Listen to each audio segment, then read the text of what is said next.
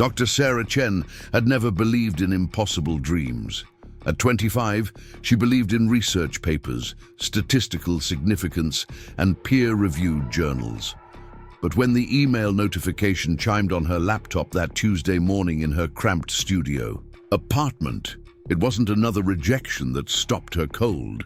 It was the subject line that made her hands tremble as she reached for her coffee mug. Before we jump back in, tell us where you're tuning in from, and if this story touches you, make sure you're subscribed, because tomorrow I've saved something extra special for you. Harvard University, Dean's Award for Outstanding Achievement in Medical Research. Sarah stared at the screen, her reflection ghost-like in the morning light streaming through her single window. This couldn't be real. Not after 8 rejections, not after years of being told she wasn't Harvard material. Not after the admissions committee had basically suggested she consider community college instead of wasting their time with another application. She clicked the email with the careful precision of someone defusing a bomb. The words swam before her eyes as she read once, twice, 3 times before they finally sank in. Congratulations, Dr. Chen. You have been selected as this year's recipient of the Dean's Award for your groundbreaking research in pediatric oncology treatment protocols. The coffee mug slipped from her fingers, shattering against the hardwood floor in a spray of ceramic and cold brew. Sarah barely noticed. She was 25 years old, and Harvard University had just awarded her their highest honor for medical research. The same Harvard that had rejected her undergraduate application when she was 17. The same Harvard that had turned down her graduate school application at 19. The same Harvard that had said no to her medical school application, her research fellowship proposal, her postdoctoral application, and 3 separate attempts to join their pediatric oncology program. 8 times they had said no. 8 times they had looked at her credentials, her passion, her dedication, and found her lacking. And now they were calling her work revolutionary. Sarah's journey to this moment hadn't begun in the sterile halls of an elite university or in the comfortable suburbs where most of her peers had grown up. It had started in the pediatric ward of Seattle General Hospital when she was just 7 years old, sitting beside her younger brother Danny's hospital bed, watching him fight a battle that seemed impossibly large for someone so small. Danny had been diagnosed with acute lymphoblastic leukemia just after his 5th birthday. Sarah remembered the way the word had sounded in the doctor's mouth, heavy and foreign, like a stone dropped into still water. Their parents, both working double shifts at the local electronics plant to make ends meet, had looked at each other with the kind of helplessness that children never forget. Their mother, Maria, had gripped their father's hand so tightly, her knuckles went white, while their father, James, had asked the same question over and over. But he's going to be okay, right? Kids beat this, right? The answer had been complicated. Danny would need chemotherapy, radiation, bone marrow tests, spinal taps, and years of treatment that would either save his life or fail to do so. The survival rates were good, the oncologist had explained, but not perfect. Nothing in medicine was ever perfect. Sarah had spent the next 3 years of her childhood in that hospital more than she'd spent at home. While other kids her age were playing soccer or learning piano, she was learning the names of chemotherapy drugs and memorizing the schedule of blood draws. She knew which nurses worked which shifts, which vending machines had the best snacks, and exactly how many steps it took to walk from Danny's room to the family waiting area. But most importantly, she had learned to watch. She watched the doctors make their rounds, speaking in careful medical terminology that somehow made terrible things sound manageable. She watched the nurses navigate impossible schedules with grace and humor, bringing small moments of joy to children who were fighting for their lives. She watched her parents age years in months, their faces growing thinner and more lined with each setback, each new complication. And she watched Danny, sweet Stubborn Danny, who insisted on doing his homework even when the chemotherapy made him so nauseous he could barely sit up. Danny, who made friends with every kid on the ward and remembered their birthdays even when his own memory was fuzzy from medication. Danny, who never complained, never asked why this was happening to him, never stopped believing that tomorrow would be better than today. The treatment had worked. After 3 years of fighting, Danny had gone into remission. His hair had grown back, curly and thick. His cheeks had filled out again. His laugh had returned to its full volume. He'd graduated from elementary school with his class, gone to middle school, played on the basketball team despite being shorter than most of his teammates, and eventually earned a scholarship to study engineering at the University of Washington. But Sarah had never forgotten those years in the hospital. She had never stopped thinking about the other families in the waiting room, the ones whose stories hadn't ended as happily as theirs. She had never stopped wondering if there was a better way, a faster way, a less painful way to help kids like Danny fight battles they never should have had to face. That was when she had decided to become a doctor. Not just any doctor, but a pediatric oncologist. She wanted to be the person who could tell frightened parents that their child was going to be okay and actually mean it. She wanted to find treatments that worked faster, hurt less, and saved more lives. She wanted to make sure that no child would have to spend years of their childhood learning the names of chemotherapy drugs. The path hadn't been easy. Sarah's family didn't have money for test prep courses or private tutors. Her parents hadn't gone to college themselves, so they couldn't help her navigate the complex world of applications and essays and recommendation letters. She had worked 2 part-time jobs throughout high school, saving every penny for college, application fees while maintaining a perfect GPA, and volunteering at the same hospital where Danny had been treated. When she was 17, she had applied to Harvard for her undergraduate degree. The application had taken her months to complete, not because she lacked the qualifications, but because she had to work around her schedule at the grocery store and the tutoring center where she helped younger kids with their homework. She had written and rewritten her personal essay dozens of times, trying to find the perfect words to explain why a girl from a working-class family in Seattle deserved a spot at the most prestigious university in the country. The rejection letter had arrived on a rainy Thursday in March. "Dear Miss Chen," it had begun, "we regret to inform you that we are unable to offer you admission to Harvard College." The letter had gone on to explain that they had received thousands of applications from highly qualified candidates, and that while her academic record was impressive, they simply didn't have space for everyone who deserved a place in their program. Sarah had read the letter 3 times before folding it carefully and putting it in her desk drawer. She hadn't cried. She hadn't gotten angry. She had simply nodded to herself and moved on to the next item on her to-do list. Harvard wasn't the only good school in the country. She would find another path. She had ended up at the University of Washington, where she had thrived. Preparing and narrating this story took us a lot of time, so if you are enjoying it, subscribe to our channel. It means a lot to us. Now back to the story. Her professors had recognized her dedication and her unusual depth of knowledge about pediatric oncology. She had been invited to join research projects as an undergraduate, spending her summers in labs instead of on beaches, learning techniques that graduate students usually didn't master until their 3rd or 4th year. But Harvard had always remained in the back of her mind, not because she needed their validation, but because they had some of the best pediatric oncology research programs in the world.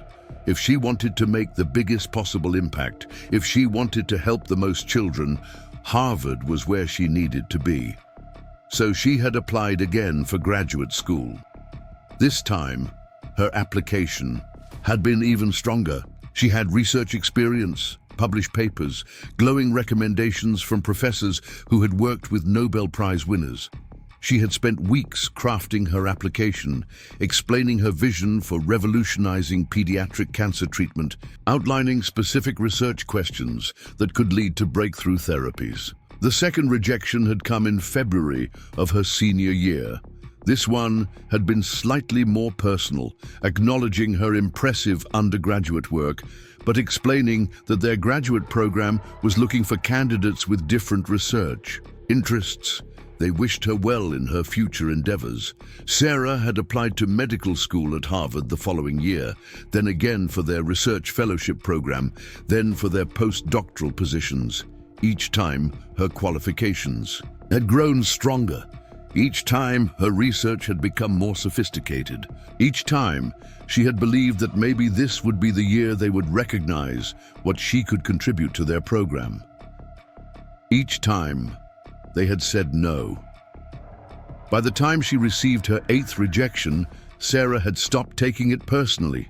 She had built an impressive career at other institutions. She had earned her medical degree from Johns Hopkins, completed her residency at Children's Hospital of Philadelphia, and landed a research position at Stanford, where she was making real progress on the work that had driven her since childhood. Her research focused on combination therapies that could target pediatric cancers more precisely, reducing the harsh side effects that made treatment almost as difficult as the disease itself. She had developed a protocol that used genetic sequencing to identify the exact mutations driving each child's cancer, then created personalized treatment plans that attacked those specific vulnerabilities while leaving healthy cells largely untouched. The preliminary results had been extraordinary. Children who would have faced months of brutal chemotherapy were responding to treatment in weeks. Kids who would have spent their childhoods in and out of hospitals were able to stay in school, play with friends, and live relatively normal lives while their cancer disappeared. Sarah had published her findings in the most prestigious medical journals. She had presented her work at international conferences where standing room-only crowds had given her multiple standing ovations. Other researchers had begun adapting her protocols at their own institutions with similar success rates. And yet, Harvard had continued to reject her applications. Until today. Until this email that sat glowing on her laptop screen, offering her their highest honor for research that they had repeatedly dismissed when she had tried to bring it to their program. Sarah stood up slowly, stepping carefully around the broken coffee mug. She walked to her window and looked out at the Stanford campus where she had built her career despite Harvard's repeated rejections. Students were hurrying to morning classes, backpacks slung over their shoulders, completely unaware that their resident pediatric oncology researcher had just received news that would change everything. She thought about Danny, now 23, and working as a software engineer in Portland.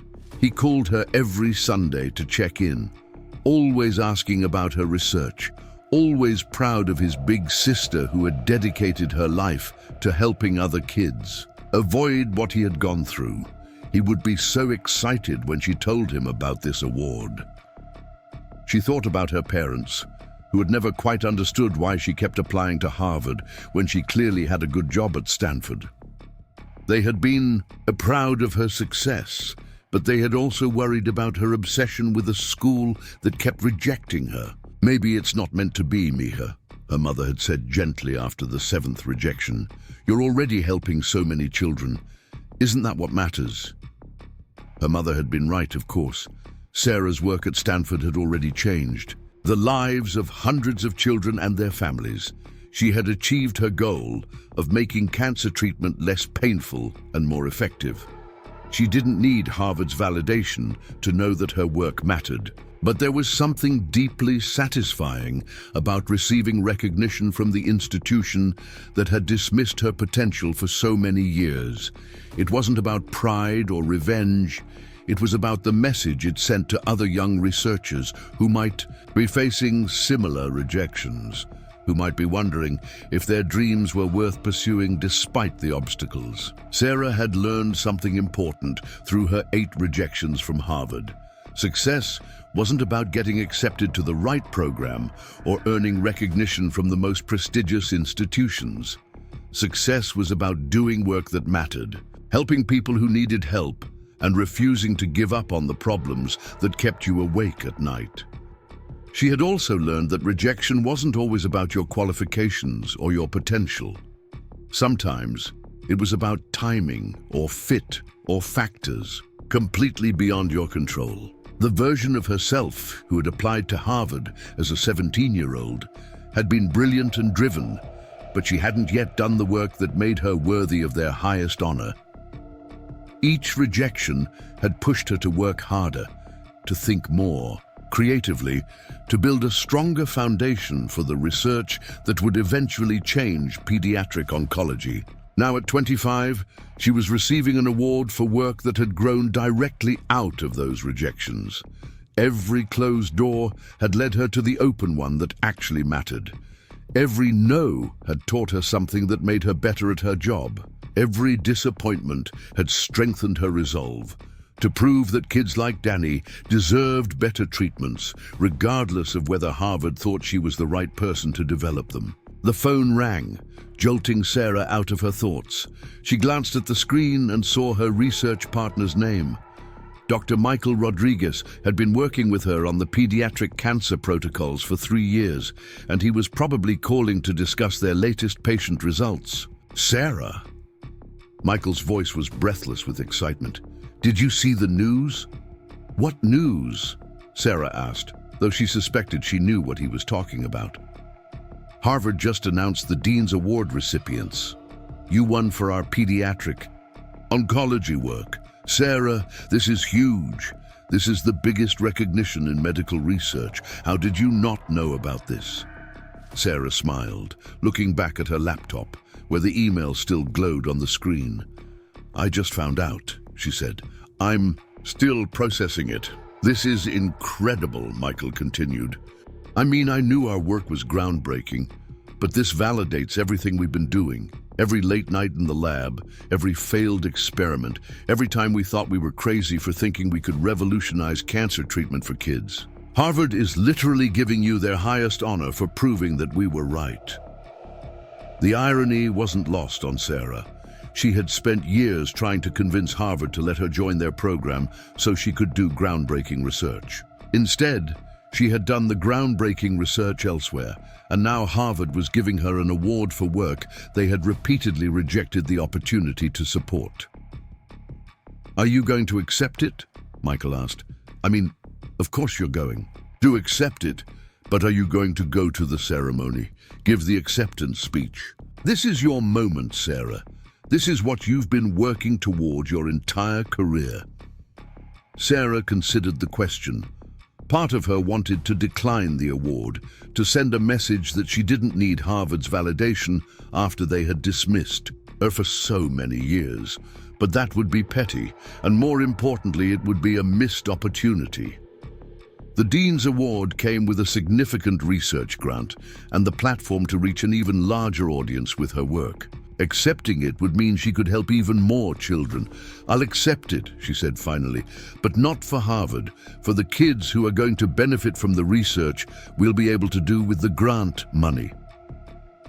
After hanging up with Michael, Sarah sat down at her desk and opened her laptop. She had work to do. The award ceremony was still weeks away, but she had patients to treat, research to conduct, and papers to write. She had built a career on the foundation of those 8 rejections, and she wasn't going to let one acceptance change her focus. But first, she needed to call Danny.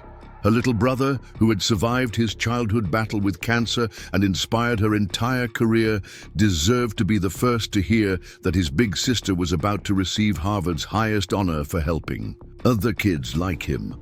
As she reached for her phone, Sarah thought about the 7-year-old girl who had sat beside a hospital bed, watching her brother fight for his life and wondering if there had to be a better way. That little girl had grown up to find a better way, despite every obstacle, despite every rejection, despite every person who had told her she wasn't good enough for their program.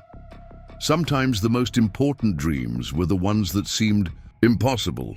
Sometimes the best paths were the ones that looked like detours. And sometimes the greatest success came not from getting what you thought you wanted, but from doing what you knew was right, regardless of who was watching or what awards were waiting at the end. Sarah had learned all of that through 8 rejections from Harvard. Now, as she prepared to accept their highest honor, she realized that those rejections had been the most valuable part of her education. They had taught her that her worth wasn't determined by other people's opinions, that her work mattered regardless of institutional recognition, and that the best revenge against doubt was simply doing the work that needed to be done. The broken coffee mug still lay scattered across her floor, but Sarah stepped over it and reached for her phone. She had good news to share, important work to continue, and a future full of possibilities that no admissions committee could take away from her. This was just the beginning. The call to Danny went straight to voicemail, which wasn't unusual given that he was probably in meetings at his tech startup in Portland. Sarah left a brief message asking him to call her back when he had a chance. Something important to share. She didn't want to deliver news this significant through a voicemail recording. Instead, she found herself dialing her parents' number, the same landline they'd had since she was in elementary school. Her mother answered on the second ring, the way she always did, as if she'd been waiting by the phone. "Misha, you're calling. Early today. Is everything okay?" Maria Chen's voice carried that familiar note of maternal concern that could detect trouble from 3,000 miles away. "Everything's more than okay, Mom. I have some news." Sarah took a deep breath, still, hardly believing the words herself. "Harvard just gave me their highest research award." The silence on the other end stretched so long that Sarah wondered if the connection had dropped. Then she heard a sharp intake of breath, followed by her mother's voice calling out in Spanish to her father. James, ven aquí." Sarah won. Something from Harvard. The next few minutes were a blur of excited Spanish mixed with English, her parents passing the phone back and forth, both talking at once, asking questions and offering congratulations before she could answer the previous inquiry. Finally, her father's voice came through clearly. "I don't understand, Mija. You said they kept rejecting you. How can they give you an award if they wouldn't let you study there?" It was a fair question, and one that Sarah had been pondering herself. "The award is for research I did at Stanford, Dad, for the cancer treatment work. Apparently the results were so significant that Harvard wants to recognize them with their highest honor." "So they're admitting they were wrong?"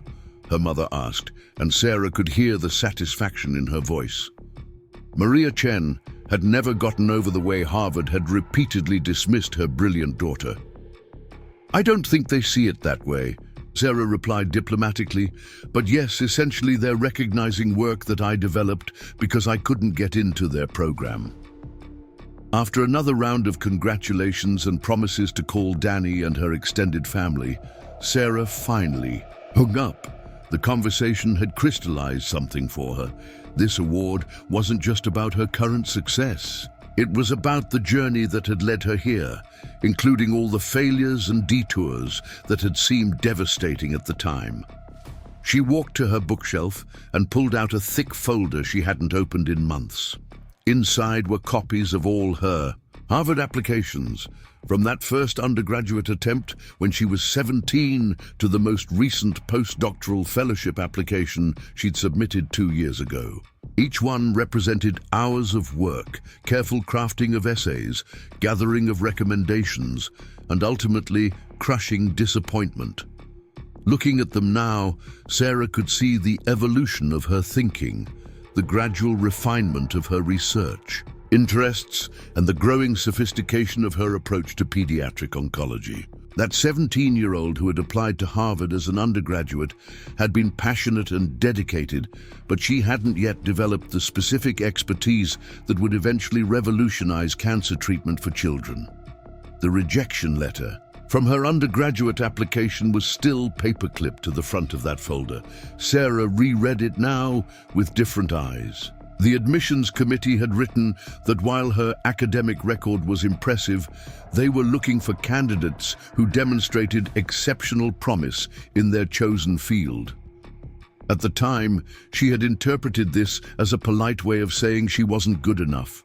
Now she realized they might have been right for the wrong reasons.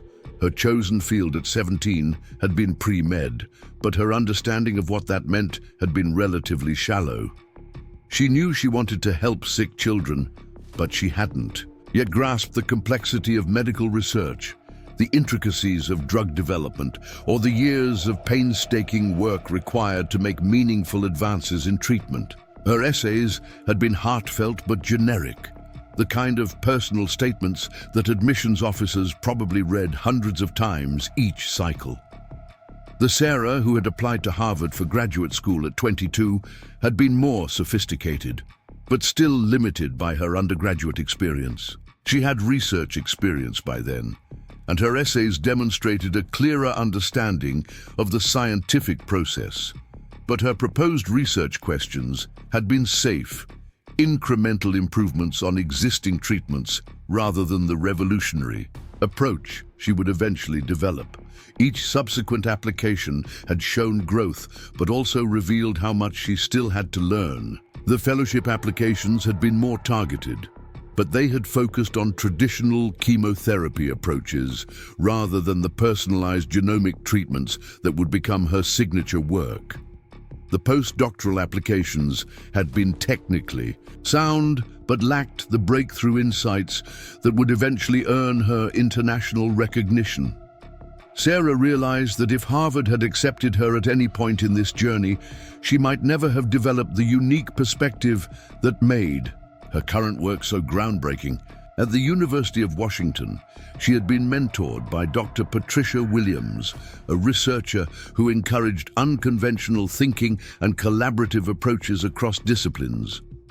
Dr. Williams had introduced Sarah to geneticists, bioinformatics, specialists and immunologists who wouldn't have been part of a traditional pediatric oncology program. At Johns Hopkins Medical School, Sarah had been exposed to a diverse patient population that included many families who couldn't afford traditional treatments. This experience had pushed her to think about not just developing effective therapies, but making them accessible and affordable. She had seen firsthand how the most sophisticated treatments in the world were meaningless if they were priced beyond the reach of the families who needed them most. Her residency at Children's Hospital of Philadelphia had been brutal but transformative. The hospital served as a referral center for the most difficult pediatric cancer cases in the region, which meant Sarah had encountered every possible variation and complication. She had learned to think on her feet, to adapt treatments in real time, based on how individual patients responded, and to recognize patterns that more experienced doctors might miss because they had become too comfortable with standard protocols. Most importantly, her time at Stanford had given her the freedom to pursue high-risk, high-reward research that more conservative institutions might have discouraged. Her department head, Dr. Robert Kim, had been willing to let her follow unusual leads and explore unconventional collaborations. When Sarah had proposed combining genomic sequencing with immunotherapy approaches, he had approved funding for a pilot study that most review committees would have rejected as too speculative. Each of these experiences had been shaped, in part, by her inability to get into Harvard. Every rejection had pushed her toward institutions and mentors who had contributed essential elements to her current expertise. If she had been accepted to Harvard as an undergraduate, she might never have worked with Dr. Williams. If she had gotten into their medical school, she might never have experienced the patient diversity at Johns Hopkins. If they had offered her a fellowship, she might never have ended up at Stanford with the freedom to pursue her most ambitious research. Sarah pulled out her laptop and began drafting an email to Dr. Kim, her department head at Stanford. She wanted to share the news about the Harvard Award, but she also wanted to thank him for the support that had made her research possible. As she typed, she found herself reflecting on all the people who had believed in her work when Harvard hadn't. Dr. Williams at the University of Washington had been the first to suggest that Sarah's questions about personalized cancer treatment might be worth pursuing. She had encouraged Sarah to take courses in genetics and bioinformatics, even though they weren't traditionally part of the pre-med curriculum. When Sarah had struggled with organic chemistry, Dr. Williams had connected her with graduate student tutors and helped her see how chemical processes related to biological systems in ways that made the subject come alive. At Johns Hopkins, Dr. Susan Martinez had taken Sarah under her wing during a particularly difficult rotation in pediatric intensive care. Sarah had been overwhelmed by the complexity of cases and the emotional weight of treating critically ill children. Dr. Martinez had taught her how to compartmentalize without becoming callous, how to maintain hope without giving false reassurance, and how to work with families who were facing every parent's worst nightmare. During her residency in Philadelphia, Dr. Andrew Thompson had noticed Sarah's talent for recognizing unusual patterns in patient responses. He had encouraged her to document her observations and had helped her publish her first paper on unexpected drug interactions in pediatric cancer patients. That paper had been cited in dozens of subsequent studies and had established Sarah's reputation as a rising star in the field.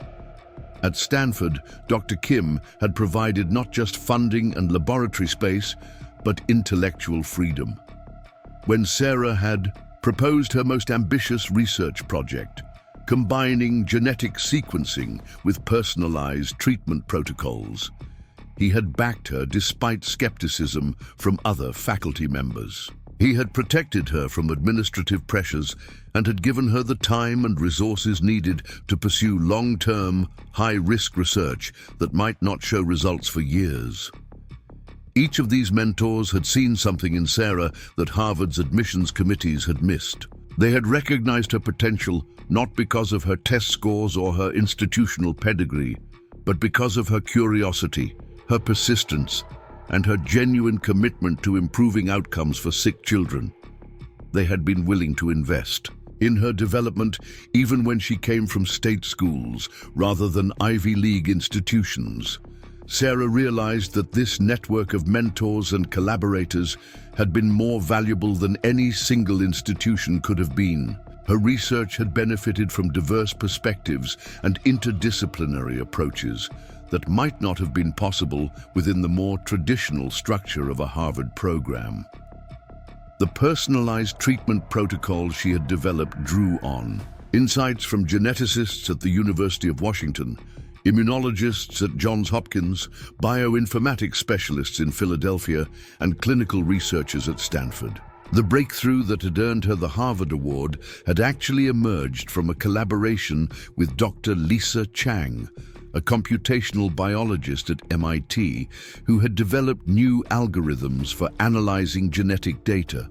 Sarah had met Dr. Chang at a conference where they had bonded over their shared frustration with the slow pace of translating genomic discoveries into clinical treatments. Their partnership had been initiated through a casual conversation at a hotel bar, the kind of serendipitous connection that couldn't be planned or programmed.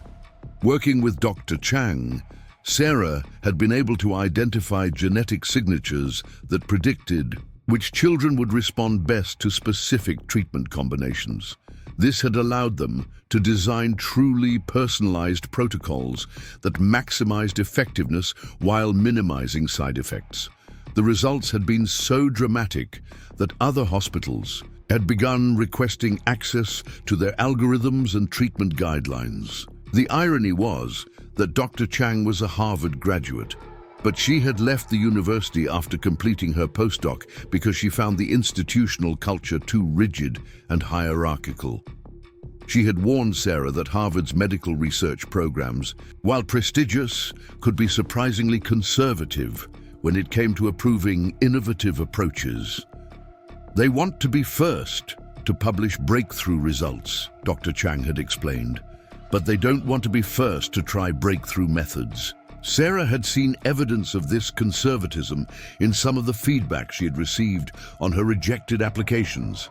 Review committees had praised her technical skills and her dedication to pediatric oncology, but they had expressed concerns about the feasibility of her proposed research directions.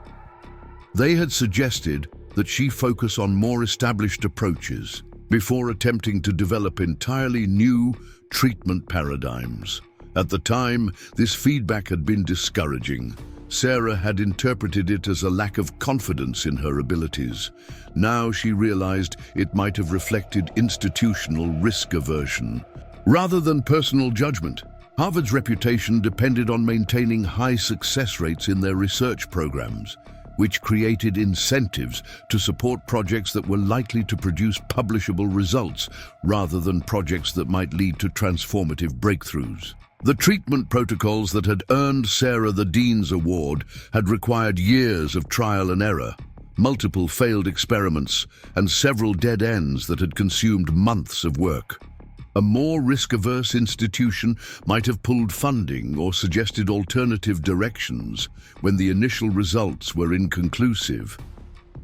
Stanford's culture had allowed Sarah to persist through these challenges because her mentors understood that revolutionary advances often required extended periods of apparent failure. Sarah thought about all the children who had benefited from her persistence. The treatment protocols she had developed had been implemented at hospitals across the country, and the results had been consistently positive. Children who would have endured months of traditional chemotherapy were completing treatment in weeks. Kids who would have spent their childhoods in and out of hospitals were maintaining normal school attendance and social activities. She remembered Emma Rodriguez, one of her first patients to receive the personalized treatment protocol. Emma had been 8 years old when she was diagnosed with a rare form of leukemia that typically required aggressive chemotherapy with severe side effects.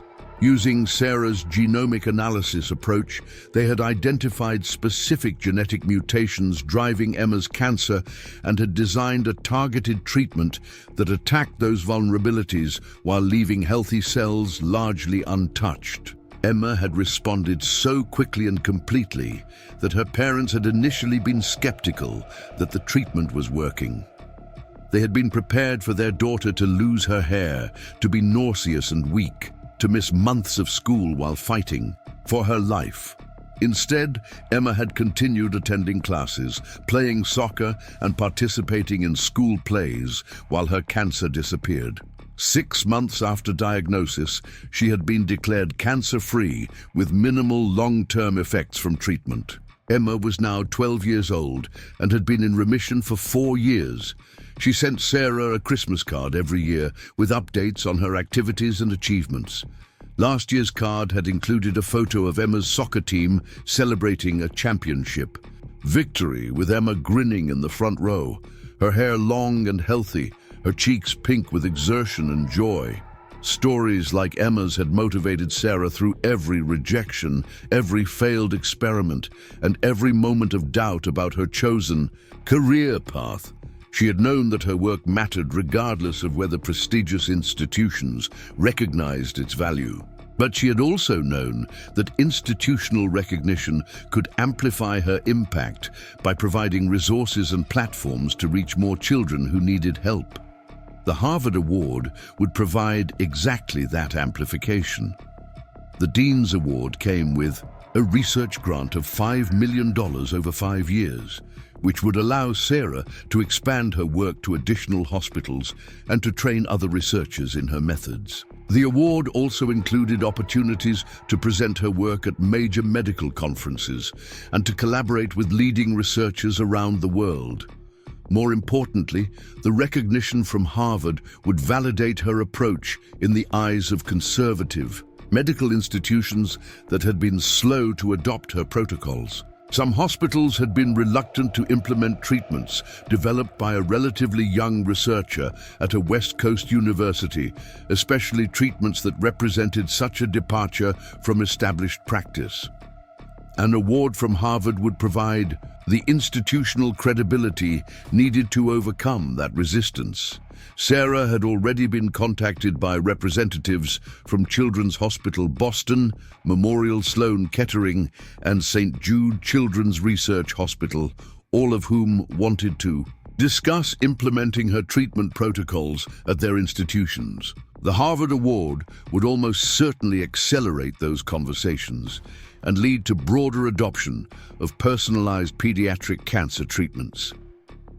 She thought about Danny, now thriving as a software engineer, and wondered how different his childhood might have been if personalized cancer treatments had been available 20 years ago. He'd endured 3 years of traditional chemotherapy that had saved his life, but had also caused lasting effects that still impacted his health.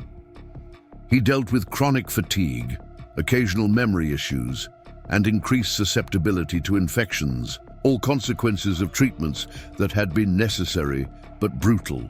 Children receiving Sarah's personalized protocols were showing significantly lower rates of long-term side effects. Follow-up studies indicated that they were maintaining better cognitive function, experiencing fewer secondary health problems, and reporting higher quality of life scores years after completing treatment. The difference wasn't just in survival rates, though those were improving too. The difference was in what survival looked like for children who had beaten cancer. As Sarah continued drafting her email to Dr. Kim, she found herself thinking about the broader implications of her journey from Harvard rejection to Harvard recognition. Her story wasn't unique in its basic outline. Many successful researchers had been rejected from prestigious programs early in their careers, only to achieve recognition later through work developed at other institutions. But her story did illustrate something important about how innovation actually happens in medical research. Breakthrough discoveries often emerged from unexpected combinations of expertise, from collaborations between people with different backgrounds and perspectives, and from institutional environments that supported high-risk research. The most prestigious institutions weren't always the most innovative ones, and the most innovative researchers weren't always the ones with the most impressive credentials. Sarah had succeeded not because she was the smartest person in her field, but because she had been willing to pursue questions that others considered too difficult or too speculative. She had been willing to fail repeatedly in pursuit of approaches that might not work, but that could revolutionize treatment if they did work. She had been willing to learn from experts in other disciplines and to challenge assumptions that more experienced researchers took for granted. The Harvard rejections had been painful, but they had also been liberating. Each rejection had forced Sarah to find alternative paths, to seek out different mentors, and to develop skills and perspectives that she might not have acquired within a more traditional program. The detours had become the main road, and the obstacles had become the foundation for breakthrough discoveries. Sarah finished her email to Dr. Kim and sent it, then sat back in her chair and looked out the window at the Stanford campus. Students were still hurrying to morning classes, their backpacks and urgent expressions reminding her of her own undergraduate years at the University of Washington. She wondered how many of them were dealing with their own rejections and disappointments, how many were questioning whether their dreams were realistic or achievable.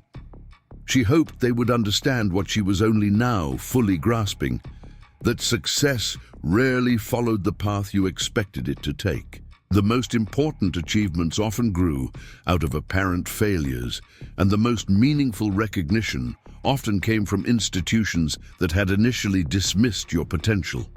The key was to keep working, keep learning, and keep believing that your contributions mattered regardless of who was paying attention. Sarah's phone buzzed with a text message from Danny. "Saw your voicemail. Calling you tonight after work. Hope everything's okay." She smiled and typed back, "Everything's better than okay. Can't wait to tell you." As she put her phone away, Sarah realized that this was exactly how she wanted to share her news, not through press releases or social media announcements, but through personal conversation with the people who had supported her journey. The Harvard Award was meaningful, but the relationships that had sustained her through years of rejection and breakthrough were more valuable than any institutional recognition. The broken coffee mug still lay scattered across her floor, a reminder of the shock she had felt just hours earlier when she had first read the email from Harvard.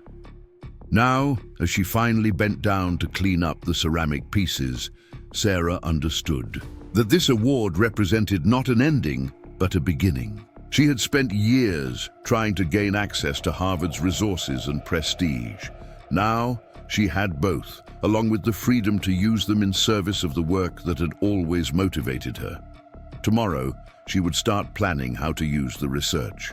Grant to expand her treatment protocols to more hospitals. She would begin preparing her acceptance speech for the award ceremony.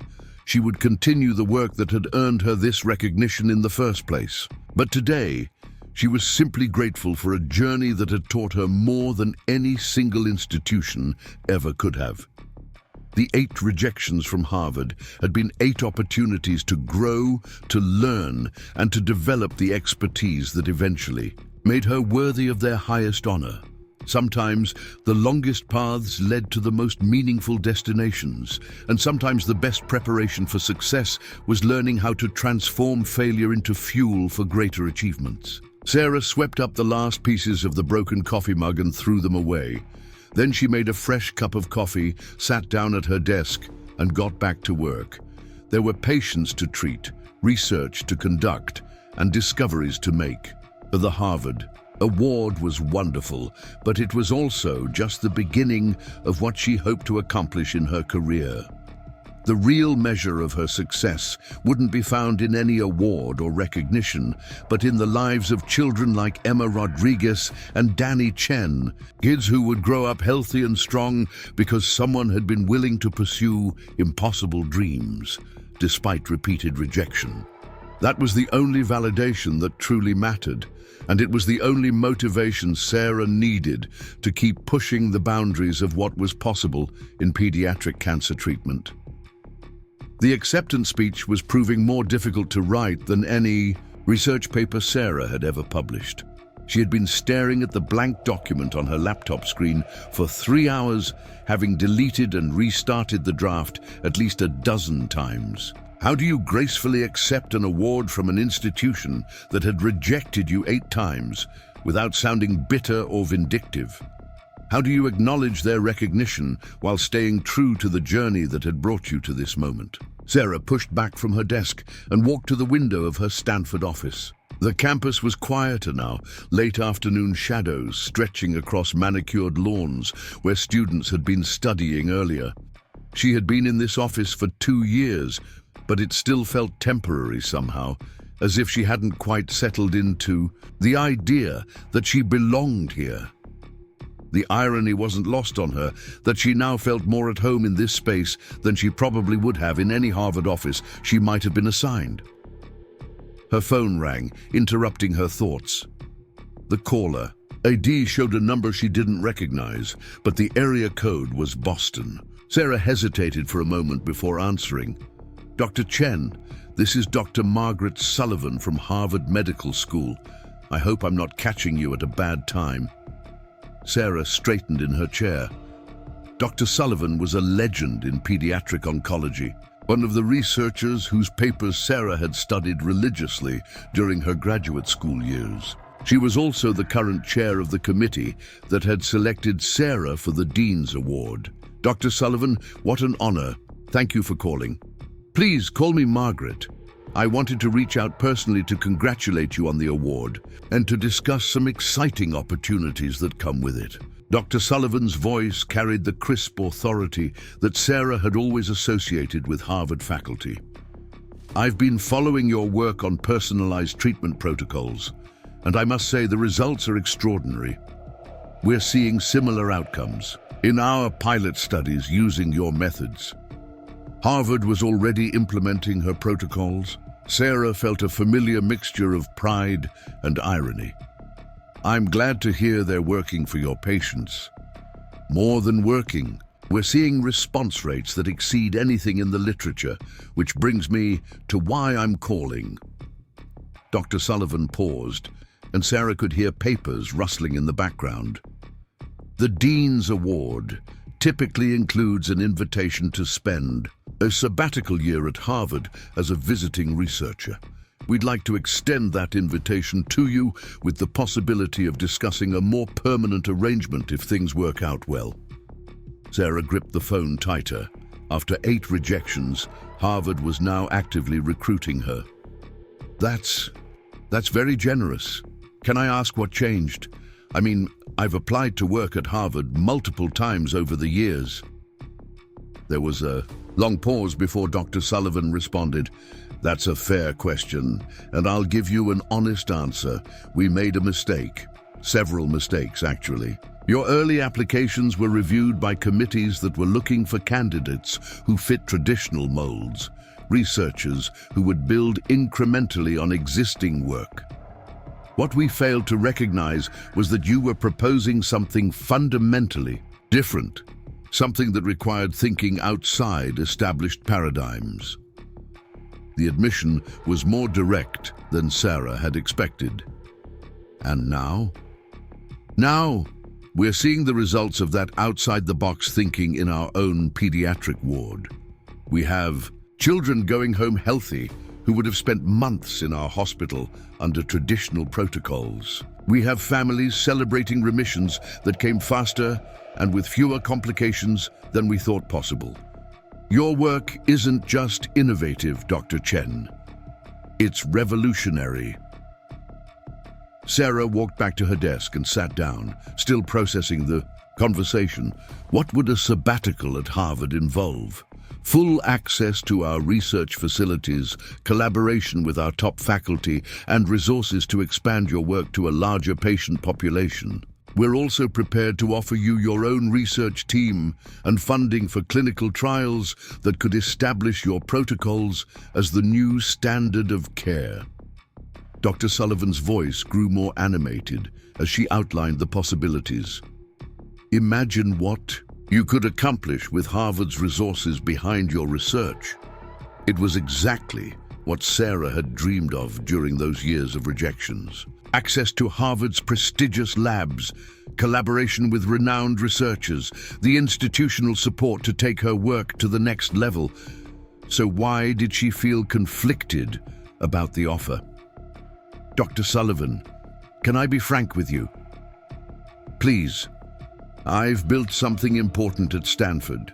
I have collaborators here who have been essential to my success, students who are working on promising research projects, and an institutional culture that has supported my most ambitious ideas. I'm not sure I want to leave that behind, even for Harvard. Another pause. When Dr. Sullivan spoke again, her voice was thoughtful. You're absolutely right to value those relationships and that support system. In fact, that's part of what we've learned from reviewing your career trajectory.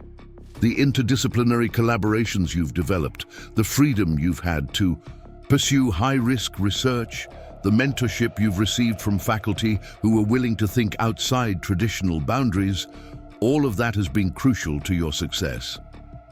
Then why would I want to leave it? Because sometimes the best way to honor the support you've received is to use it as a foundation for even greater impact. Harvard can provide you with a platform to train the next generation of researchers in your methods, to establish treatment protocols at hospitals around the world, and to ensure that your innovations become standard practice rather than experimental procedures limited to a few institutions. Sarah found herself nodding, even though Dr. Sullivan couldn't see her. It was a compelling argument, and it addressed her real motivation for wanting to work at Harvard in the first place. She had never been interested in prestige for its own sake. She had wanted access to Harvard's resources because she believed they could amplify her impact on pediatric cancer treatment. Would I be able to maintain my collaborations with researchers at other institutions? Not only maintain them, but expand them. One of the things we've learned from studying successful research programs is that the most innovative work often happens at the intersections between institutions and disciplines. We'd encourage you to continue your existing partnerships while developing new ones. The conversation continued for another 20 minutes as Dr. Sullivan outlined specific details of the sabbatical offer. Harvard would provide Sarah with a fully equipped laboratory, a research team, including both graduate students and postdocs, and funding for clinical trials at multiple hospital systems. They would also arrange for her to teach a graduate seminar on personalized medicine approaches, giving her the opportunity to train the next generation of pediatric oncologists in her methods. Most intriguingly, they were offering her the chance to establish a new research center focused on genomic approaches to pediatric cancer treatment. The center would be interdisciplinary, bringing together oncologists, geneticists, bioinformatics specialists, and immunologists to work on the kind of collaborative projects that had been central to Sarah's success. After hanging up, Sarah sat in her office as the afternoon light faded to evening. She had dreamed of opportunities like this during her years of rejection, but now that it was being offered to her, she found herself thinking carefully about whether it was what she really wanted. Her phone buzzed with a text from Dr. Chang at MIT. Heard through the grapevine that Harvard is trying to recruit you. Don't let them steal you away before we finish our next project. Sarah smiled and typed back, "They made an interesting offer. Want to grab coffee tomorrow and talk about it?" Dr. Chang's response came immediately. "Definitely, and bring your skeptical hat. I have some thoughts about working with Harvard that you might want to hear." The next morning, Sarah met Dr. Chang at a small cafe in Cambridge, halfway between Stanford and MIT. Lisa Chang was one of the most brilliant computational biologists Sarah had ever worked with, and she had become both a valued collaborator and a trusted friend over the past 3 years. "So," Dr. Chang said as they settled into a corner booth with their coffee, "Margaret Sullivan called you." "You know Dr. Sullivan?" "Know her. I did my postdoc in her lab." Dr. Chang's expression was wry. "That's actually how I ended up at MIT instead of staying at Harvard. The environment in her program was challenging." Sarah raised an eyebrow. "Challenging how?" "Don't get me wrong, Margaret is brilliant and her research is groundbreaking. But Harvard's institutional culture can be suffocating, especially for researchers who think outside traditional boundaries. There's a lot of pressure to conform to established hierarchies, to defer to senior faculty even when you think they're wrong, and to focus on publishable results over transformative breakthroughs." This was not what Sarah had expected to hear. "But they're offering me significant autonomy. My own research center, freedom to collaborate with outside institutions, resources to pursue ambitious projects." Dr. Chang nodded. "They'll give you resources, absolutely. Harvard has more money and prestige than any other institution in the world, but they'll also expect you to generate results that enhance their reputation. And when push comes to shove, institutional priorities tend to trump individual researcher autonomy." She pulled out her phone and showed Sarah a news article from the previous year. "Remember when Dr. Kevin Martinez published that controversial paper on alternative approaches to cancer immunotherapy? He was at Harvard then, but he's at UCSF now." Sarah remembered the paper. Dr. Martinez had proposed treatment approaches that challenged some fundamental assumptions in cancer research, and his work had generated intense debate in the medical community. What happened to him at Harvard? His department chair suggested that he might be happier at an institution that was more supportive of speculative research. Essentially, they pushed him out because his work was generating controversy that reflected poorly on Harvard's brand. Dr. Chang's expression was serious. Kevin's work was eventually vindicated, by the way. UCSF supported him through the criticism, and now his approaches are being adopted at hospitals around the world. Sarah felt a chill of recognition. Her own work had generated its share of controversy in the early days, when established researchers had questioned whether personalized genomic approaches could really be more effective than traditional chemotherapy protocols. Stanford had supported her through that criticism, but would Harvard have done the same? "I'm not saying you shouldn't consider the offer, Doctor," Chang continued. "Harvard's resources really are extraordinary, and the platform they could provide for your work is unmatched. But you should go into it with your eyes open about what you might be giving up." They spent the next hour discussing the specifics of Sarah's situation. Dr. Chang helped her think through the potential benefits and risks of accepting Harvard's offer, and by the end of the conversation, Sarah had a clearer sense of what she needed to consider in making her decision. That afternoon, Sarah drove back to Stanford and went directly to Dr. Kim's office. Her department head was reviewing grant proposals when she knocked, but he immediately put aside his work to talk with her. "I heard Harvard made you an offer," he said without preamble. "I hope you're not planning to leave us." "I'm still deciding, but I wanted to talk with you first about what Stanford has meant to my career." Dr. Kim leaned back in his chair and smiled. "You know, when you first arrived here, I wasn't sure whether your research ideas were brilliant or crazy. Maybe both, but I figured that the best way to find out was to give you the resources and freedom to pursue them. And you've never regretted that decision? Never.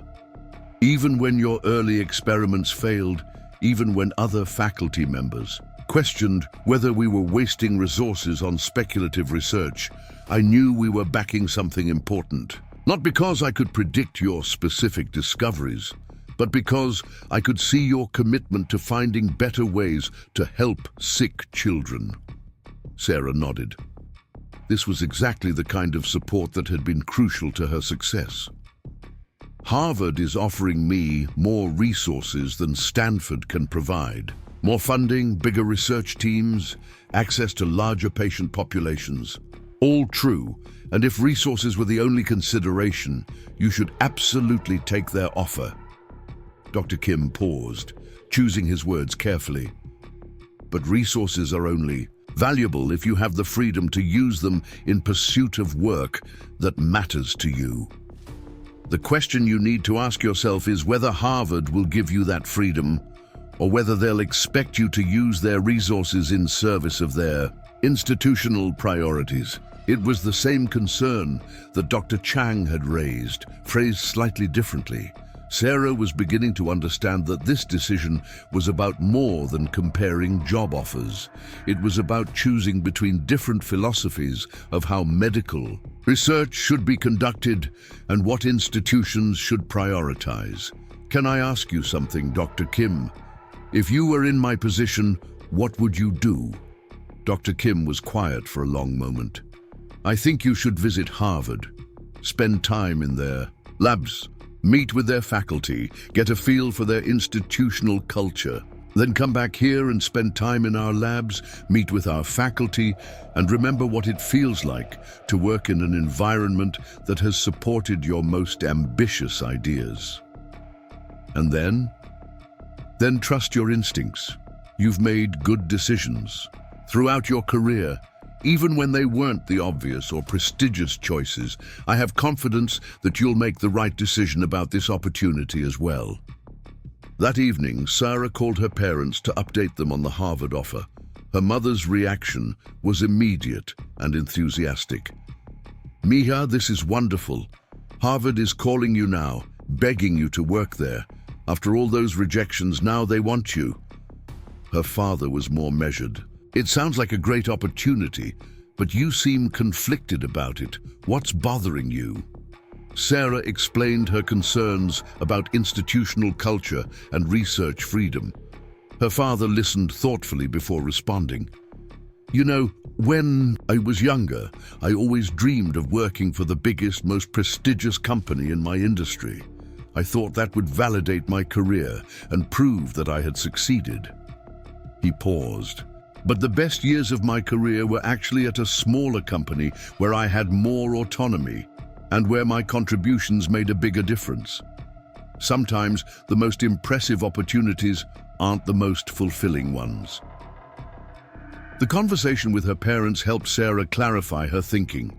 She realized that her initial attraction to Harvard had been based partly on validation seeking rather than career optimization. She had wanted Harvard to recognize her worth because their rejections had made her doubt her abilities.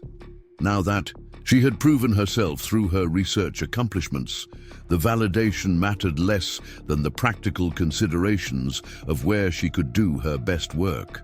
Over the next week, Sarah had similar conversations with other mentors and collaborators. Dr. Williams from the University of Washington encouraged her to consider how the Harvard position might allow her to train more researchers in her methods. Dr. Martinez from Johns Hopkins warned her about the pressures that came with working at high-profile institutions. Dr. Thompson from Philadelphia suggested that she negotiate specific protections for her research independence before accepting any offer.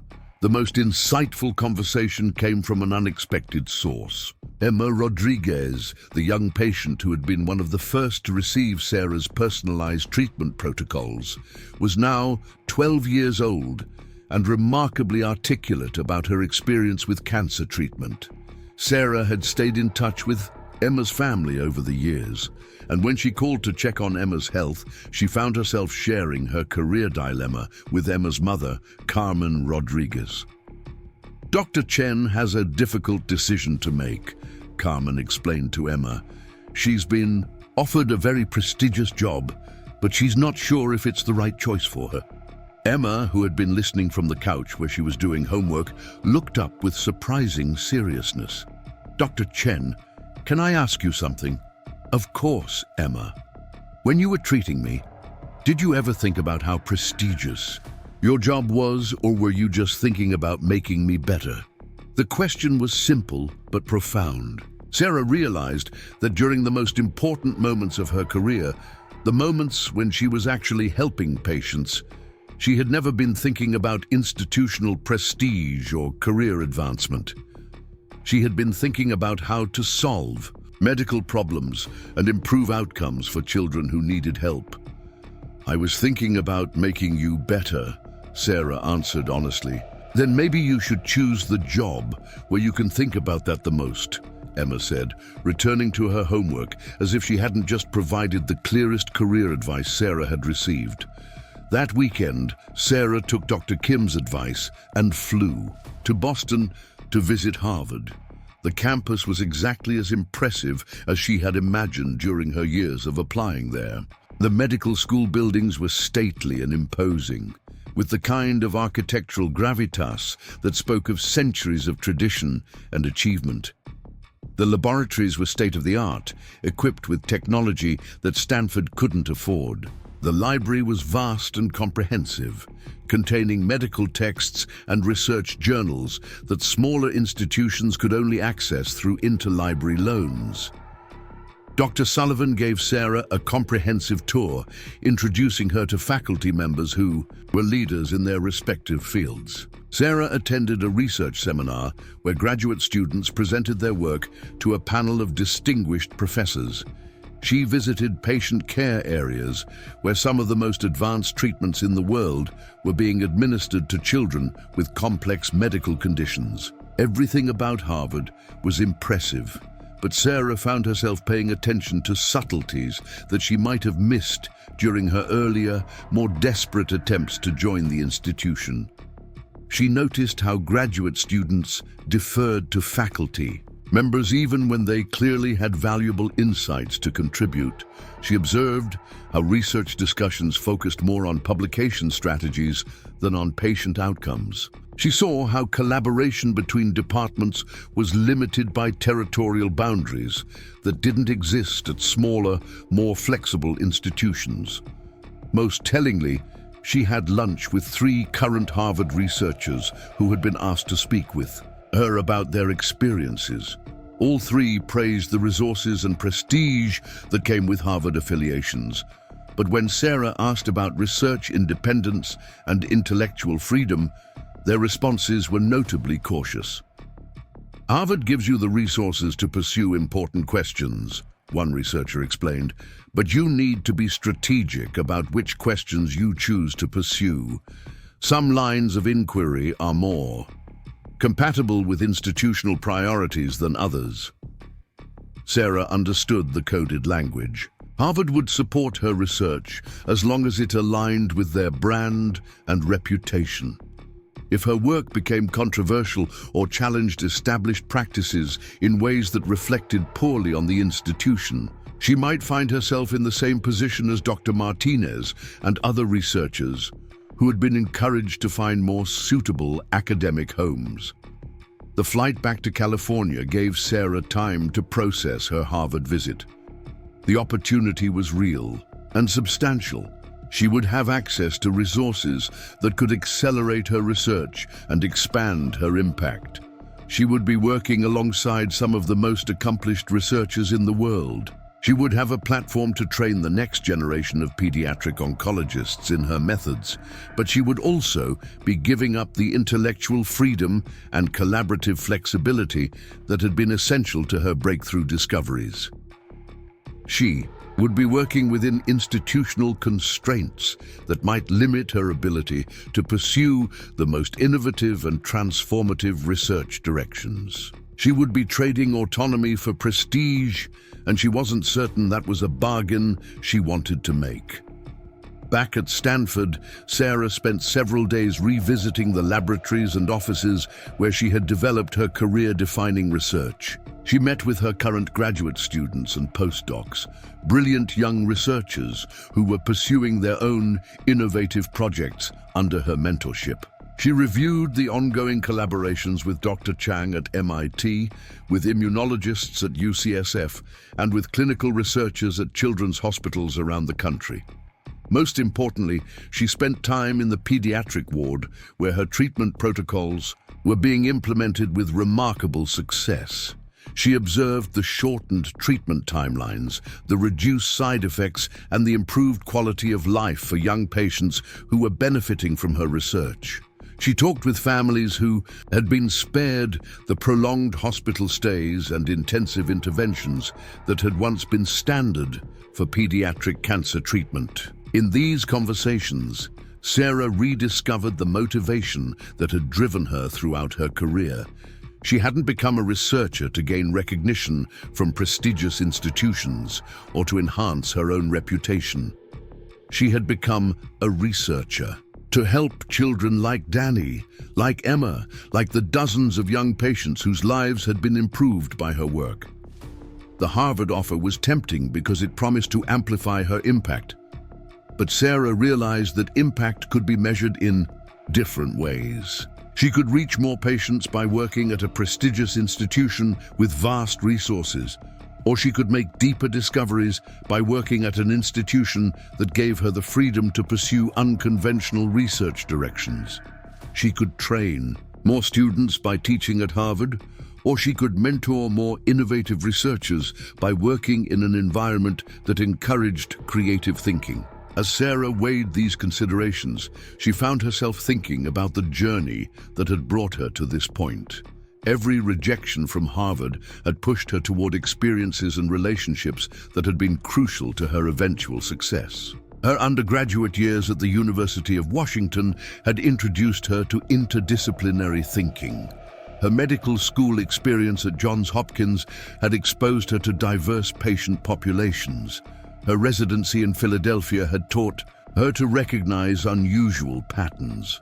Her time at Stanford had given her the freedom to pursue revolutionary research. Each of these experiences had been valuable precisely because they had been different from what she would have encountered at Harvard.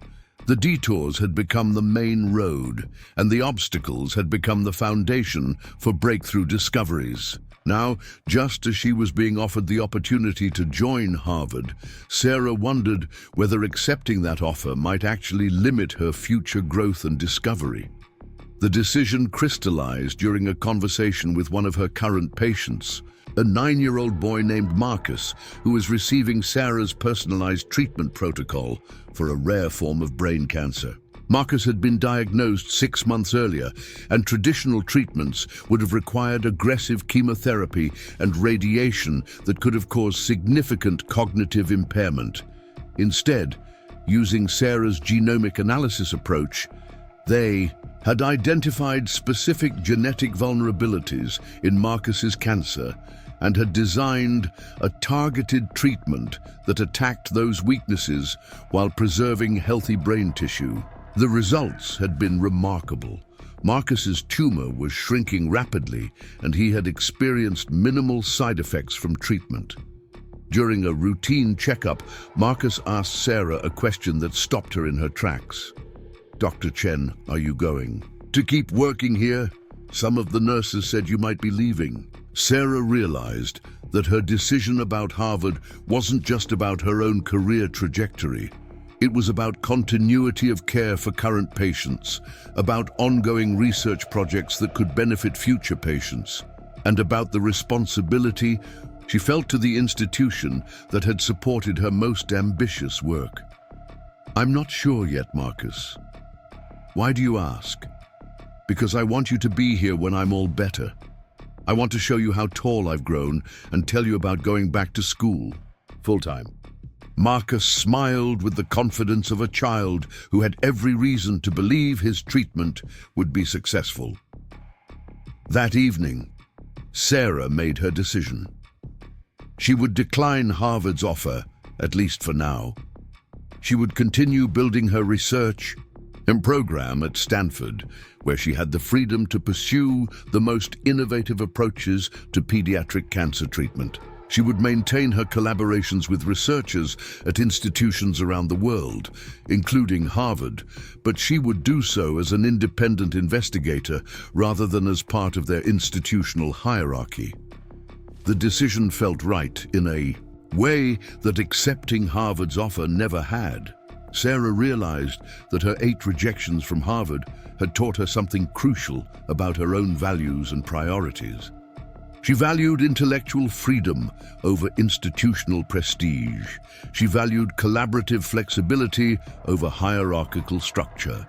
She valued the ability to pursue transformative research over the security of working within established paradigms. Most importantly, she had learned that her worth as a researcher wasn't determined by the prestige of her institutional affiliation. Her value lay in her ability to develop treatments that helped sick children, to train the next generation of innovative researchers, and to push the boundaries of what was possible in medical science. She could do all of that at Stanford, with the added benefit of maintaining the intellectual independence that had been crucial to her greatest discoveries. When Sarah called Dr. Sullivan to decline the Harvard offer, the conversation was gracious and professional. Dr. Sullivan expressed disappointment but also understanding, and she left the door open for future opportunities if Sarah ever changed her mind. "I hope you'll continue to collaborate with our researchers," Dr. Sullivan said. "Your work is too important to be limited by institutional boundaries." "Absolutely," Sarah replied. "I've learned that the best research happens through collaboration across institutions and disciplines. I look forward to working with Harvard faculty on projects that can benefit from both of our strengths." As Sarah hung up the phone, she felt a sense of peace that she hadn't experienced since receiving the Dean's Award. She had made a decision based on her values and priorities rather than on external expectations or validation seeking. She had chosen the path that would allow her to do her best work, even if it wasn't the most obviously prestigious path.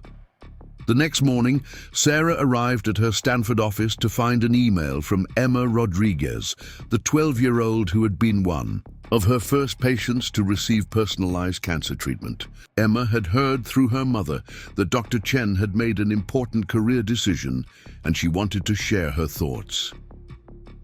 "Dear Dr. Chen," the email began, "Mom told me you decided to stay at Stanford instead of going to Harvard. I think you made the right choice. You're already helping so many kids right where you are. Maybe Harvard needs to learn from you instead of you learning from them. I can't wait to see what amazing things you discover next. Your friend, Emma." Sarah smiled as she read Emma's message. Sometimes the clearest wisdom came from the most unexpected sources. Emma was right. Sarah didn't need to go to Harvard to validate her career or to maximize her impact. She was already exactly where she needed to be, doing exactly the work that mattered most to her. The Harvard Dean's Award would still provide her with resources and recognition that could amplify her research, but she would use those benefits while maintaining her base at Stanford, where she had the freedom to continue pushing the boundaries of pediatric cancer treatment in ways that more conservative institutions might not support. It was the perfect synthesis of recognition and independence, of institutional support and intellectual freedom. Sarah had finally found the balance she had been seeking throughout her career, and it had come not from being accepted by Harvard, but from learning to value her own judgment over external validation. As she settled into her office chair and opened her laptop to begin working on her next research project, Sarah reflected on how much she had learned from her journey of 8 rejections and 1 acceptance. The most important lesson wasn't about persistence or determination, though both had been crucial. The most important lesson was about staying true to her values and priorities, even when external pressures pushed her toward different choices. Harvard would always be there if she decided she needed what they could offer, but right now, she had everything she needed to continue the work that had always motivated her. The freedom to ask difficult questions, the resources to pursue innovative answers, and the support of colleagues who shared her commitment to transforming pediatric cancer treatment. The real recognition wasn't the award she had received from Harvard. The real recognition was the trust that patients like Marcus and Emma placed in her every day, the confidence that her work was making their lives better and their futures brighter.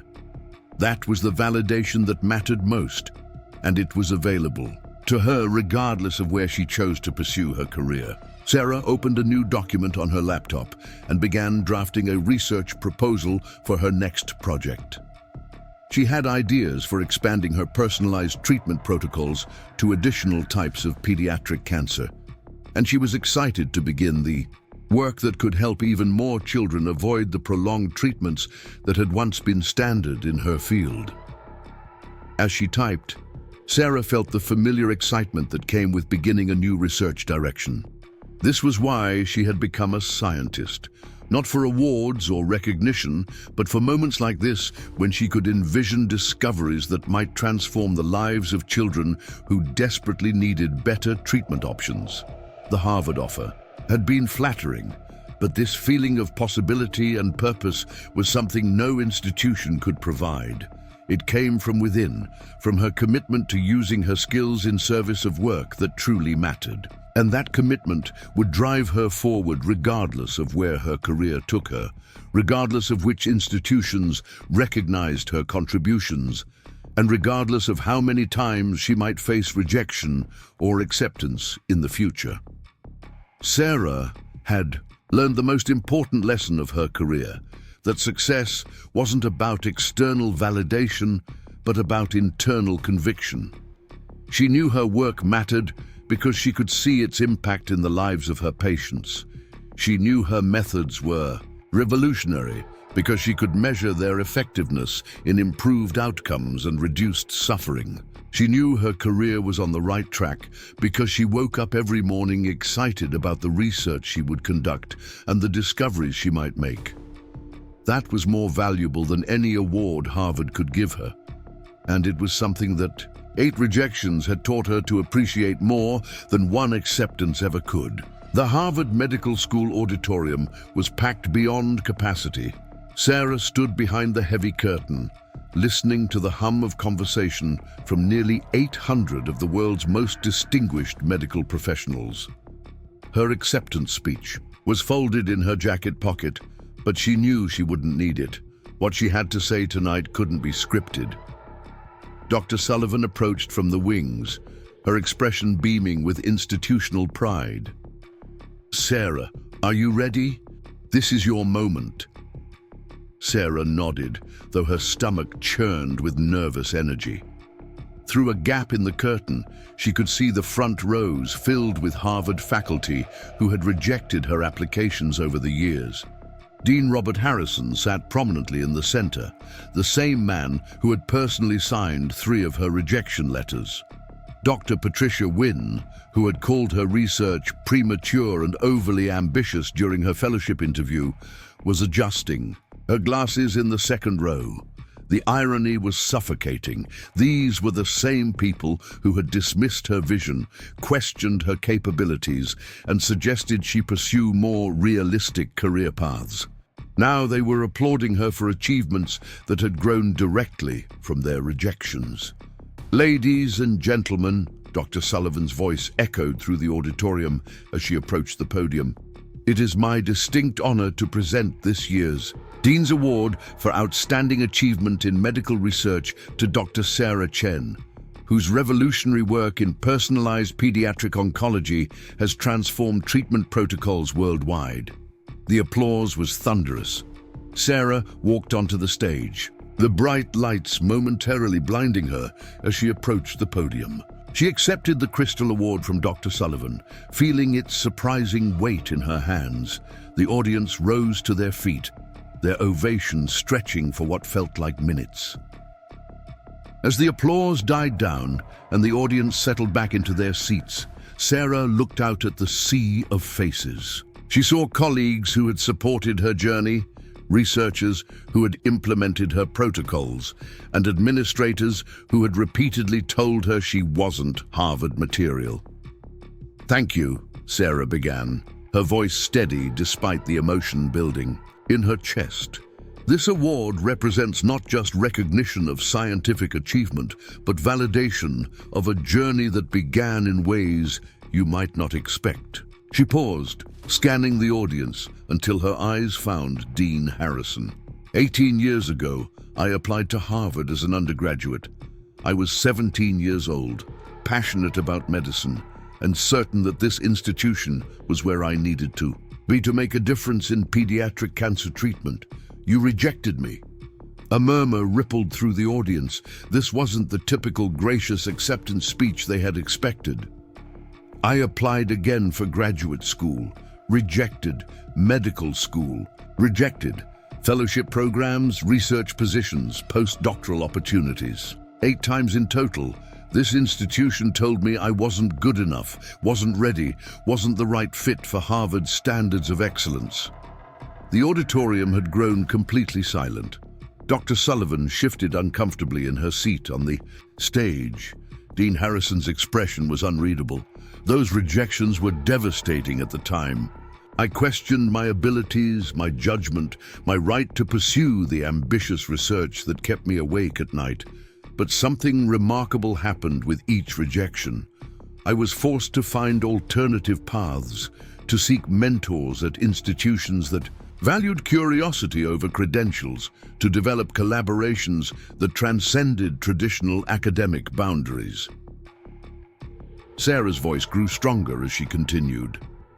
"At the University of Washington, I learned interdisciplinary thinking from Dr. Patricia Williams, who encouraged me to combine genetics with oncology when that integration was considered unconventional. At Johns Hopkins, I encountered patient populations that Harvard's more insular programs might never have exposed me to. At Children's Hospital of Philadelphia, I witnessed treatment challenges that demanded creative solutions rather than textbook approaches. She held up the crystal award, letting it catch the auditorium lights. This recognition is for work that emerged directly from those rejections. The personalized treatment protocols that have helped hundreds of children avoid the brutal side effects of traditional chemotherapy. The genomic analysis techniques that are being adopted at hospitals worldwide. The research collaborations that span continents and disciplines, all of it grew from seeds planted by your decision that I wasn't Harvard material. The silence in the auditorium was deafening. Sarah could see some audience members nodding in recognition, while others looked distinctly uncomfortable with the direction of her speech. I'm not telling you this to embarrass anyone or to relitigate old admission decisions.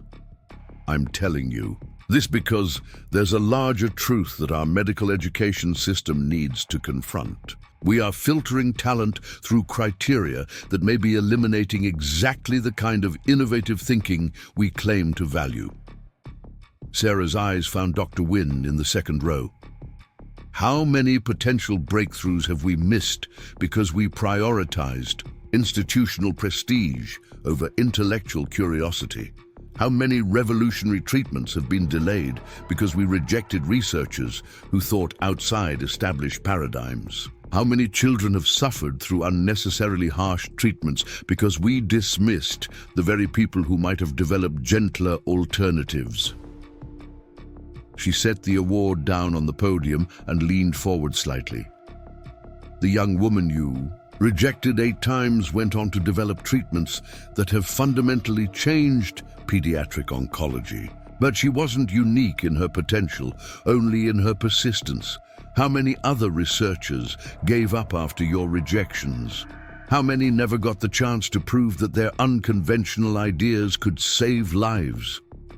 The auditorium erupted in scattered applause, though it was unclear whether people were applauding her research achievements or her willingness to challenge the institution that was honoring her. Sarah waited for quiet before continuing. The most painful irony of receiving this award is that it comes from an institution that repeatedly demonstrated they couldn't recognize the value of the work you're now celebrating. You're honoring me for discoveries that you actively prevented me from making within your walls. Dean Harrison was whispering urgently to an aide. Several faculty members were shifting uncomfortably in their seats. But Sarah also saw younger researchers in the audience nodding emphatically, recognizing their own struggles in her words. But here's what I learned from 18 years of being told I wasn't good enough for Harvard. My worth as a researcher isn't determined by your acceptance or rejection. The children whose lives have been improved by my work don't care where I went to school or which institutions rejected my applications. The families who've been spared months of brutal treatments don't measure my success by the prestige of my affiliations. Sarah picked up the award again, feeling its weight. I accept this recognition not as validation from Harvard, but as acknowledgement that the path you forced me to take led to discoveries that might never have emerged within your traditional structures. The rejections weren't obstacles to overcome, but redirections that ultimately served the patients I'm committed to helping. The applause that followed was more sustained and genuine than the polite ovation that had greeted her arrival on stage. Sarah could see tears in the eyes of some audience members, particularly younger researchers who had likely faced their own rejections and doubts. To the medical students and young researchers in this audience who are facing their own rejections, who are being told their ideas are too ambitious or their backgrounds aren't prestigious enough, I want you to understand something crucial. Your value isn't determined by institutional gatekeepers. Your potential isn't limited by other people's inability to recognize it. Sarah's voice filled with passion as she addressed the younger members of her audience. The most important medical breakthroughs often come from people who think differently, who approach problems from unexpected angles, who refuse to accept that traditional methods are the only valid approaches. Don't let anyone convince you that rejection means you're not capable of transformative work. She looked directly at Dean Harrison as she delivered her closing remarks. Harvard, you have extraordinary resources and brilliant faculty, but you also have a responsibility to examine whether your selection processes are serving the patients who desperately need medical breakthroughs. Are you choosing candidates who will enhance your reputation? Or are you choosing candidates who will revolutionize medicine? Those aren't always the same people. Sarah stepped back from the podium, holding the Crystal Award. Thank you for this recognition. I hope it serves as a reminder that excellence comes from many paths, and that sometimes the most valuable contributions come from those who were forced to find alternative routes to their destinations. The standing ovation that followed was unlike anything the Harvard Medical School auditorium had ever witnessed. It wasn't the polite, obligatory applause typically reserved for award ceremonies. It was sustained, emotional, and clearly divided the audience between those who were inspired by Sarah's message and those who were offended by her challenge to institutional authority. As Sarah left the stage, Dr. Sullivan intercepted her in the wings. That was unexpected, she said, her voice tight with barely controlled tension. It was honest, Sarah replied simply. You've made some powerful people uncomfortable tonight. Sarah looked back toward the auditorium, where the audience was still buzzing with animated conversations. Good. Discomfort often precedes necessary change. Later that evening, at the reception following the award ceremony, Sarah found herself surrounded by young researchers eager to share their own stories of rejection and perseverance. A second-year medical student from Tufts described how Harvard had rejected her application, but how she was now conducting groundbreaking research on autoimmune disorders. A postdoc from MIT explained how his rejection from Harvard's neuroscience program had led him to develop innovative treatments for pediatric epilepsy at another institution. Dr. Chen, said a young woman who introduced herself as a recent graduate from a state medical school, your speech tonight gave me hope. I've been rejected from every prestigious fellowship I've applied for, and I was starting to think I should give up on my research dreams. Ma'am, what's your research focus? Sarah asked. Rare genetic disorders in underserved populations. Most institutions say it's too narrow a specialty with limited publication potential. Sarah smiled, recognizing the coded language that had been used to dismiss her own work years earlier. That sounds exactly like the kind of research that could transform lives. Don't let anyone convince you that helping people who desperately need help isn't prestigious enough to pursue. As the evening wound down, Dean Harrison approached Sarah near the reception's exit. His expression was carefully neutral, but she could see the tension in his jaw. Dr. Chen, your speech tonight was provocative. It was truthful. You've put Harvard in a difficult position. We're proud to recognize your achievements, but your criticism of our admissions processes has created controversy that reflects poorly on the institution. Sarah studied his face, seeing in it the same dismissive attitude that had characterized her rejection letters years earlier. Dean Harrison, are you more concerned about Harvard's reputation or about whether your processes are actually serving the patients who need medical breakthroughs? Both are important. But when you have to choose between them, which takes priority? The dean didn't answer, but his silence was response enough. Sarah nodded and extended her hand. Thank you for the award. I hope the controversy it's created leads to productive conversations about how medical institutions can better identify and nurture innovative talent. As Sarah walked out of Harvard Medical School for what she suspected might be the last time, she felt a profound sense of completion. The 18-year journey from rejection to recognition was finally over, but not in the way she had once imagined it would end. She had received Harvard's highest honor, but she had also publicly challenged the institution's fundamental assumptions about excellence and merit. She had achieved the recognition she had once desperately wanted, but she had done so while maintaining her integrity and her commitment to the values that had sustained her through years of rejection. The Crystal Award felt heavier in her bag as she walked toward the parking garage, not because of its physical weight, but because of what it represented. It wasn't just recognition of her scientific achievements. It was proof that the path she had been forced to take, the path that had seemed like a series of failures and detours, had actually been the perfect preparation for the work that mattered most to her.